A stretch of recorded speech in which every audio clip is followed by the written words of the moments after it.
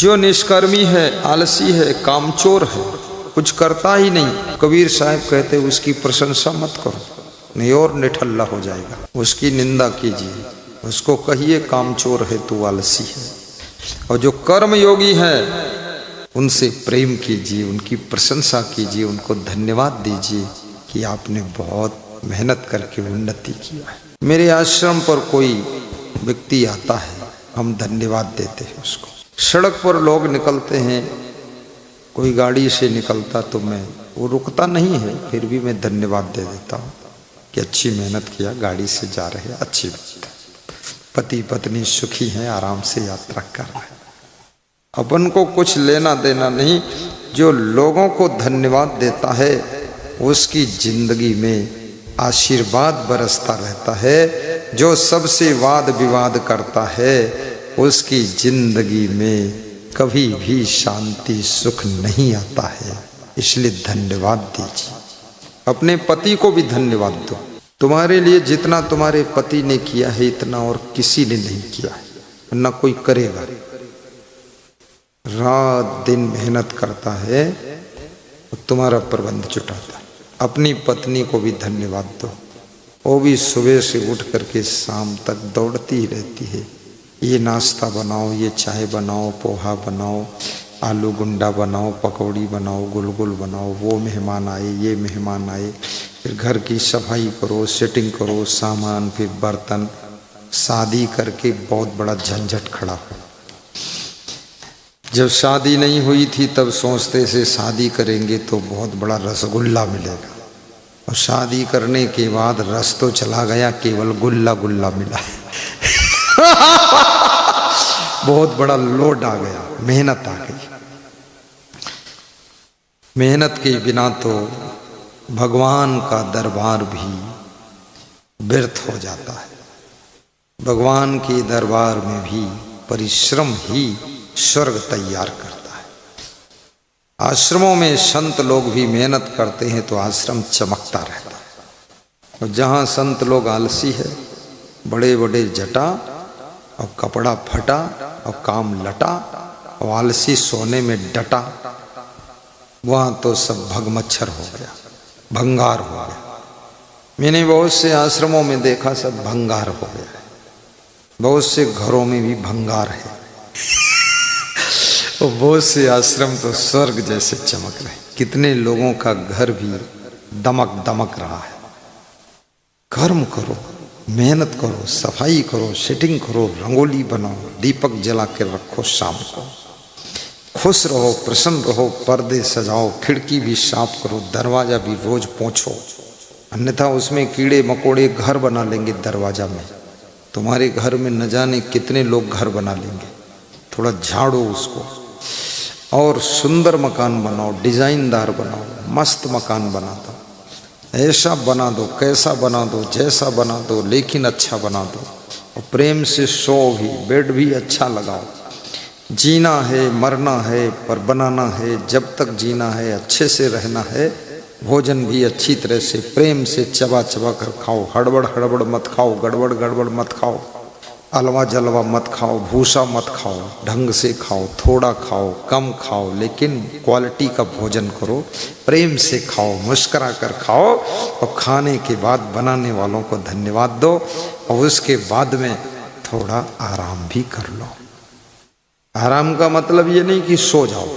आराम का मतलब थोड़ा वज्रासन में बैठो 5 मिनट कम से कम। वज्रासन सीख लेना, वज्रासन कैसा होता मैं नहीं यहाँ सिखाऊंगा। और थोड़ा सा 16 दाएं 32 बाएं, भोजन पचई बिन चूरन खाई। 16 बार दाहिने करवट ले लो, राइट साइड, और 32 बार बाएं साइड को करवट लो। बिना चूरन खाए भोजन पच जाएगा। चूरन की जरूरत ही नहीं। लेकिन कितने लोग तो करवट लेते ही नहीं, वो तो ऐसे पड़े रहते हैं सीधे जैसे धान का बोरा पड़ा। इसलिए पेट में गैस बनेगी, एसिडिटी बनेगी, पेट फूल जाएगा, डाइजेशन बिगड़ जाएगा। और भोजन खाने के 45 मिनट के बाद हर 5 मिनट पर एक गिलास पानी, कम से कम 10 गिलास पानी पियो हर 5 मिनट के बाद। आधा घंटे में यूरिन स्टार्ट होगा, इतना सफाई होगा, पेट खाली हो जाए। क्योंकि भोजन को डाइजेस्ट करने में वाटर का बहुत बड़ा योगदान होता है। वाटर कम से कम 8 लीटर 10 लीटर पानी पीना चाहिए। यूरिन बिल्कुल फ्रेश निकलना चाहिए, रंगीन वंगीन यूरिन नहीं आना चाहिए, लाल पीला रंग या थोड़ा यूरिन। कितने लोग यूरिन के डर से पानी नहीं पीते, सोचते बार बार यूरिन जाना पड़ेगा। तो यूरिन में क्या कोई टैक्स पड़ेगा? चले जाना, यूरिन किराए का कोई है? तुम्हारा सिस्टम सब अपना ही है, चले जाओ, नाली साफ हो जाएगी, किडनी साफ हो जाएगी, डाइजेशन सही रहेगा। उत्सर्जी पदार्थ, वेस्टेज पदार्थ सब यूरिन मल मूत्र के द्वारा साफ हो जाते हैं। इसलिए मूत्र खूब होना चाहिए और मल भी पेट साफ होना चाहिए, लेटरिन भी पूरी निकल जानी चाहिए। उसके लिए लाल भाजी, हरी भाजी, काली भाजी, नीली भाजी, पीली भाजी, कौन कौन भाजी भी खाइए। और तुम भाजी वाजी तो कम खाते हो, तुम तो आलू ही खाते हो। आलू तो पेट में चिपक जाता है, आलू कम खाओ, थोड़ा डालो। और मिक्स सब्जी, कल मैं गया था, यहाँ भंडारा हो रहा है इस घर में, यही पंडाल है ना वो वाला, नंद किशोर राठिया, महेश्वरी राठिया, बुधूराम राठिया के यहाँ। तो जहाँ सब्जी बन रही थी, मैं सब्जी देखने गया, तो मैंने कहा ढक्कन खोलो, ढक्कन खोला। हमने कहा चम्मच मुझको दे दो, मैं ले लिया। मैं उसको हिलाया डुलाया, फिर खोला, ऊपर लाया, देखा तो मैं समझ ही नहीं पाया किस चीज़ की सब्जी। उसमें मैंने देखा थोड़ा आलू भी है, पत्ता गोभी है, फूल गोभी है, उसी में कद्दू भी है, उसी में बैंगन भी है, उसी में सब कुछ पड़ा हुआ। तो खुशबू बहुत आ रही थी। तो मैंने अपने संतों से कहा तुम भी ऐसी मिक्स बना दिया करो, खूब बढ़िया सब्जी। इतनी सुंदर सब्जी बनाते हैं छत्तीसगढ़ के लोग, क्या पूछना है। मैं तो सोचता हूँ खीर पूड़ी भी उसके सामने फेल है, ऐसी सब्जी बनती है। सब्जी हमेशा पर्याप्त खाइए, और ये भी याद रखना चबा चबा कर खाइए और थोड़ा सा कम खाइए। मेरी बात मान लीजिए, एक रोटी कम, एक मुट्ठी चावल कम, थोड़ा दाल भी कम, क्योंकि अधिक प्रोटीन पहुंचने से डाइजेशन खराब होता है। रोज प्रोटीन चाहिए, एक दिन से काम नहीं चलेगा। रोज सब्जी चाहिए, रोज दाल चावल चाहिए, ये डेली का काम है। ऐसा नहीं कि एक दिन भर लिया बस, बोरा नहीं भरना ऊंट जैसा, थोड़ा थोड़ा रोज खाओ। और थोड़ा खाने के 1 घंटे बाद जोर से हंस भी दो, और सवेरे उठो तो जोर से हंस दो। आज मैं जोर से हंसा सवेरे उठकर, तो हमारे यहाँ उठने के लिए घंटी बजती, क्योंकि बहुत संत है, 27-28 लोग हैं। मैं बताता 25 ही हूँ, नहीं भगत सुनकर डर जाए, जम्बो टीम बहुत बड़ी, तो 4 कम बता देता हूँ, 25 ही है। तो घंटी बजी तो भी कुछ छोटे छोटे बच्चे संत है सो रहे थे, तो मैं जोर से हंसा, तो मेरी हंसी सुनकर उठे। तो उनको लगा क्यों हंस रही हो? मैं तो फालतू भी हंसता हूँ, सच बताता हूँ, क्योंकि हंसना ही चाहिए। दुनिया में मिलना कुछ भी नहीं है। जिस दिन आंख बंद होगी खेल बंद होगा, उसी दिन पद परिवार धन दौलत गाड़ी लाड़ी बाड़ी साड़ी सब कुछ खत्म, बस तुमको दफन कर देंगे 24 घंटे, मुट्ठी भर राख हो जाओगे। ये सब मुंह और दांत जल जाएंगे, होंठे जल जाएंगे, गाल जल जाएंगे, बाल जल जाएंगे, दिमाग भी जल जाएगा, उसी राख में हो। इसलिए जलने से पहले, मरने से पहले हंस लो। हंसने के बाद जले तो जले, कोई बात नहीं, लेकिन रो रो करके जिए, टेंशन में क्यों। वास्तव में उन्नति का साधन सेवा है। सेवा से बढ़ करके कोई सीढ़ी नहीं है जो तुमको शिखर पर पहुंचा सके। बहुत ऊंचे जाना चाहते हो तो छोटी सेवा शुरू कर दो। मेरे पास में महेंद्र सिंह भंगू सरदार लखीमपुर में सत्संग था, पहाड़पुर गांव में। वहाँ आए, आशीर्वाद मांगा तो 1 महीने फल दिया। बोले लड़का कनाडा जा रहा, पहुंच जाए ऐसा आशीर्वाद। लड़का पहुंच गया तो आश्रम में धन्यवाद देने आए। तो उन्होंने बताया कि मैं गुरुद्वारा में जाता हूँ, मैं सरदार हूँ, तो वहाँ मैं बातें नहीं करता हूँ, वहाँ जूठे बर्तन मांजता हूँ सबके। और जितने सरदार आते हैं बड़े बड़े, सबसे कहता हूँ बात करना मना है, सेवा करो, अन्यथा लंगर छको, घर जाओ, सब सेवा करो, बर्तन मांजो, जूता चप्पल सब ठीक करो। बोले गुरुदेव पूरे लखीमपुर खीरी के सरदारों में सबसे बड़ा फार्म हाउस मेरा है, 1400 एकड़ जमीन मेरे पास है, ये सेवा से ही उन्नति मेरी हो गई। आप माता पिता की सेवा करके देखो, ज़्यादा बात छोड़ दो, उनके पैर छूकर देख लो। तो मेरे पैर मत छू, क्योंकि मेरे पैर छूने वाले बहुत लोग हैं, पैर भी घिस जाएंगे, उनको छूना नहीं। हमारे तो आचरण छू, चरण माता पिता के छू, बड़ों का आदर करो, इसी से तुम्हारी उन्नति हो जाएगी, बहुत विकास होगा। और दूसरों में हमेशा गुण देखो।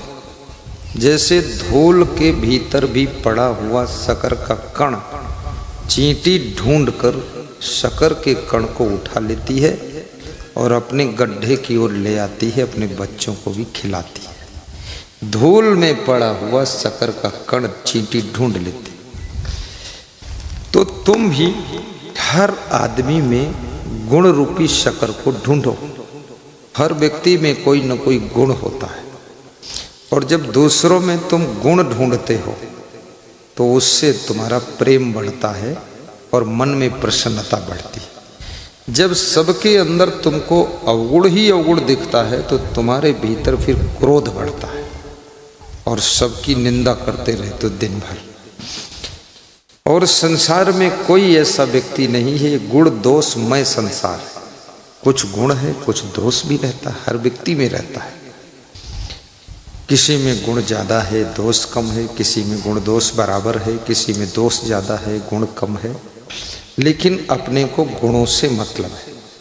भंवरा फूल के पास जाता है, पराग ले लेता है, उड़ जाता है, फूल को छितर बितर नहीं करता है। मधुमक्खी फूल में जाती है, रस ले लेती है, उड़ जाती है। तुम भी फूल के पड़ोस में कांटे भी लगे हैं, लेकिन मधुमक्खी कांटे को नहीं छेड़ती, रस फूल कर लेती। ऐसे हर मनुष्य के जीवन में गुण रूपी फूल भी हैं और दोष रूपी कांटे भी हैं।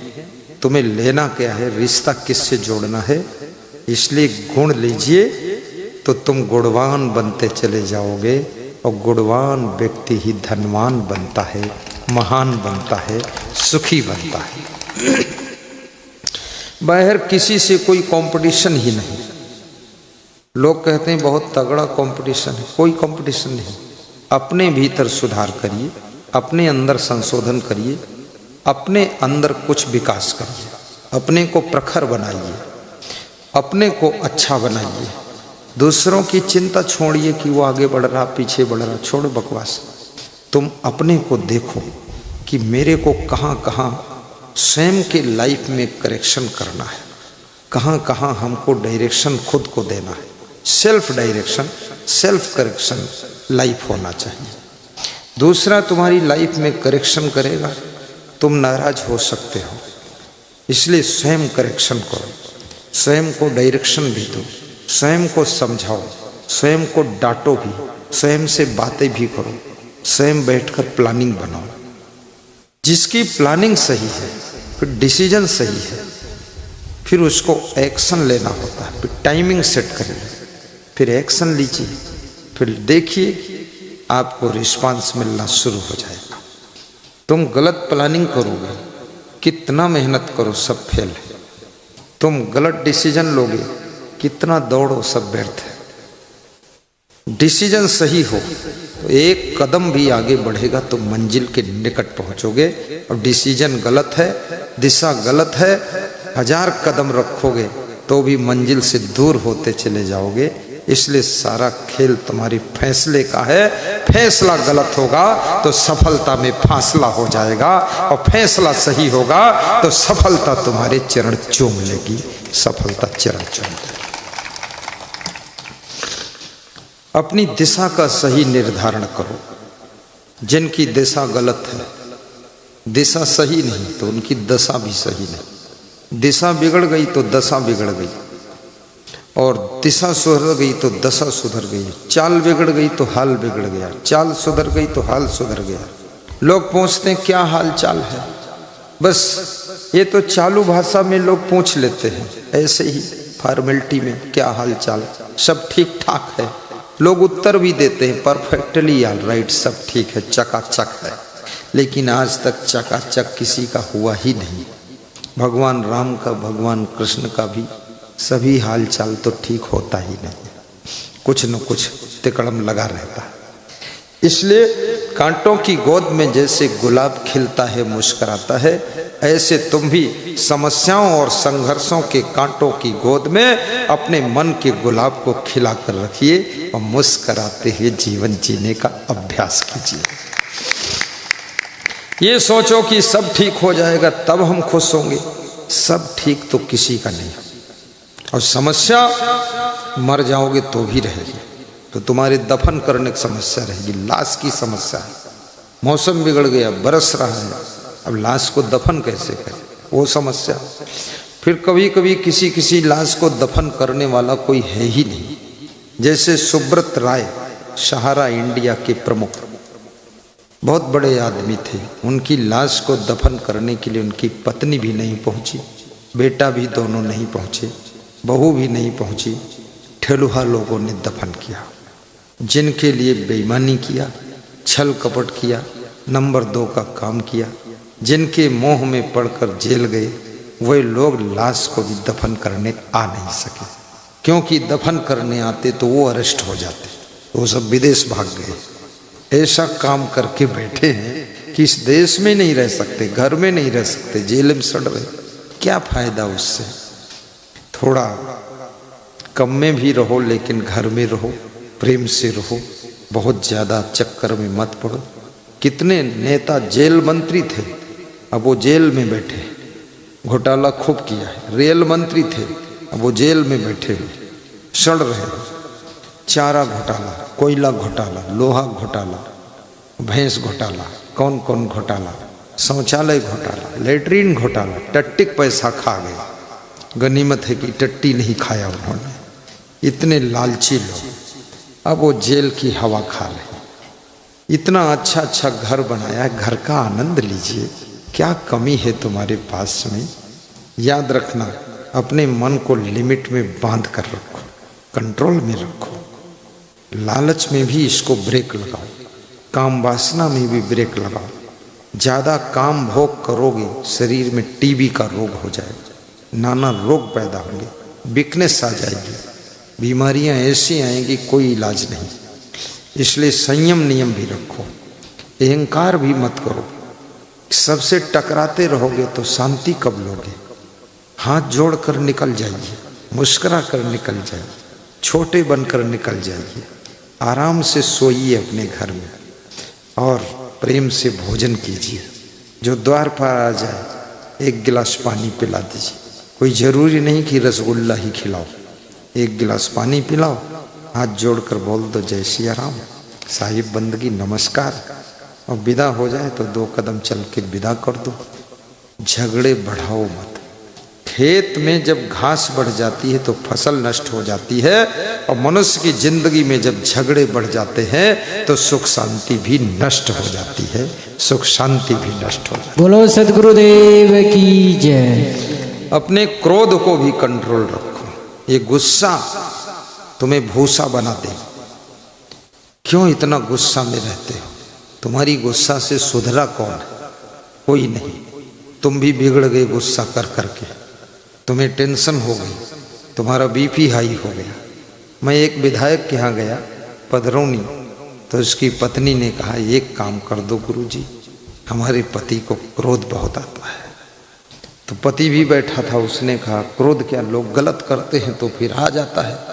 तो फिर आ गया उसको क्रोध, उसी समय आ गया। तो पत्नी बोली देखो देखो आ गया आ गया, आ गया। तो हमने कहा अब जिस समय क्रोध आ गया उस समय समझाते नहीं बनता है, क्योंकि अभी टेम्परेचर हाई है, थोड़ा शांति आने दो। ज्यादा क्रोध करने से स्वास्थ्य खराब हो जाता है, सब खून गर्म हो जाता है, शांति भंग हो जाती है। और किसके क्रोध करने से कौन सुधरा है? तुम खुद तो बिगड़ गए हो, इसलिए बहुत क्रोध मत करो। किसी को डांटने की जरूरत हो थोड़ा डांट दो, फिर 1 घंटे बाद उससे प्रेम से बोलो। अपने दिमाग को इतना चढ़ाकर मत रखो, क्योंकि ये नासवान संसार है, न तुम रहोगे न वो रहेगा। इस मूर्ख के चक्कर में अपनी शांति क्यों बर्बाद कर रहे हो? क्योंकि कबीर साहब ने भी मना किया है कि मूर्ख के सिखलावते ज्ञान गांठ का जाए, और कोयला होए न उजला जो 100 मन साबुन लाए। कबीर कहते हैं कोयला में 100 मन साबुन लगा दो, उजला सफेद नहीं होगा। इस मूर्ख को समझा कर तुम विद्वान नहीं बना पाओगे, इसलिए इसके पीछे स्वयं मूर्ख मत बनो। मूर्ख मिलई मौन होई रहिए, मिलही संत बचन दुई कहिए। पंडित सो बोलिए हितकारी, मूर्ख सो रहिए झके मारी। मूर्ख मिलई मौन होई रहिए। मूर्ख से बचने का एक ही तरीका है, आप कम बोलो। और मूर्ख जो कहता है अरे वाह बहुत अच्छा, ठीक बहुत, उससे तर्क वितर्क करोगे वो हाथापाई कर देगा, गाली गलौज कर देगा। इसलिए बचो, ये संसार बचने का संसार है, यहाँ बचना चाहिए। और अधिक क्रोध से बुद्धि कम हो जाती है, क्रोध करने से बुद्धि की कुशाग्रता कम हो जाती है। जहाँ ज़्यादा क्रोध लोग करते हैं वहाँ पर लक्ष्मी भी रूठ कर चली जाती, दरिद्र आ जाता है। इसलिए गुस्सा को कंट्रोल रखो। वो व्यक्ति राज्य और लक्ष्मी का अधिकारी बनता है जो क्रोध के आने पर भी क्रोध को कंट्रोल कर लेता है, और हर्ष खुशी के आने पर ढोल बजा करके खुशियां नहीं मनाता है, खुशियों को हजम कर लेता है, क्रोध को सहन कर लेता है, और आपत्ति में धैर्य के साथ खड़ा रहता है, वो लक्ष्मी और राज्य का अधिकारी बनता है। लक्ष्मी और राज्य का